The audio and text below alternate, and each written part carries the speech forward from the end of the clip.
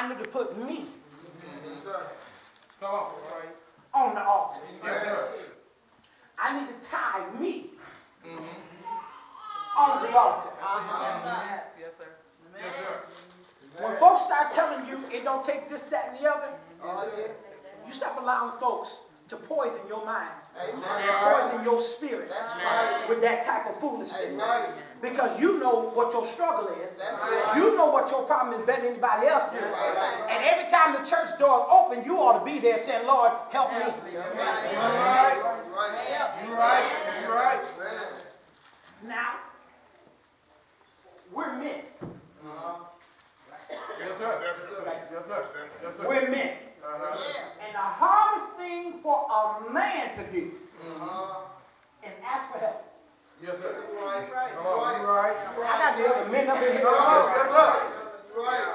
We know good and well we would not be able to move this bench by ourselves. Yes, sir. Right. Come on. But because we can't stand to ask nobody for help, we'll break every bone in our body trying to move it. And when somebody comes, and definitely don't let it be your wife. Oh, God. Don't let your wife come and say, baby, let me assist you. No, just move. I got it. No, baby, I didn't. Baby, you need some assistance. That is a two-man job. You're just one man. Don't tell me what I can do. What you doing? Calling me weak?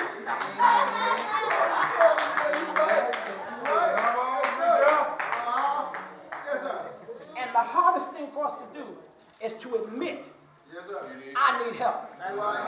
And you'll never get help if you don't admit that you need help. I ain't talking about just men. I'm talking about all men too. I'm preaching in this house tonight. If you need help, you got to ask for it.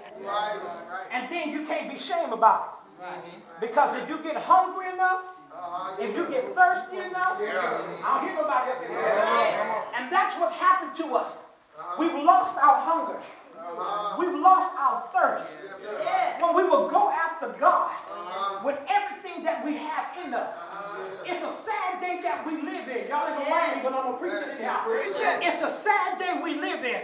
That when a revivalist, evangelist, or prophet come into town and they go to one set church, you got some churches that will go on and fill up their calendar to make sure they don't go over there to help support the revival. I know y'all like that, but I'm preaching it anyhow. And then your church needs that prophet or that evangelist to come in and minister even there. But if the help is over here, why don't everybody get together and say, if we have standing room only, we coming to be revived. We coming to get something from the man or the woman of God that they will speak it to us and we can take it back home.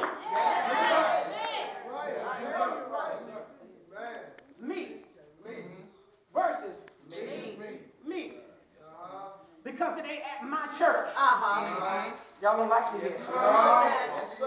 It ain't at my church. So I ain't going to support it. You know, so then they'll call a special meeting.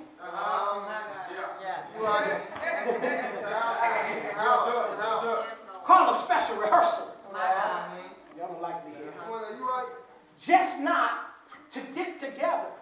Can y'all please explain something to me? Maybe y'all know a little better than I do. Is there a heaven that's going to be divided? No. Because I didn't read that. I didn't read that there was a divided heaven anywhere. So that means everybody that's going to heaven, because I'm going. See, some of y'all keep talking about, I'm trying to make it to heaven. I'm going to heaven. I ain't got but 3 people going there. I'm just trying to make it. I know I'm going to heaven. Hell is not the place for me. Not going. In me, in my flesh, dwelleth no good thing. But now, your Bible's open? Read it. What it say? To will?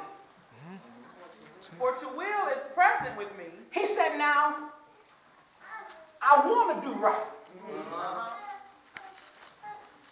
I know I should not. I know this is against the things of God. Read.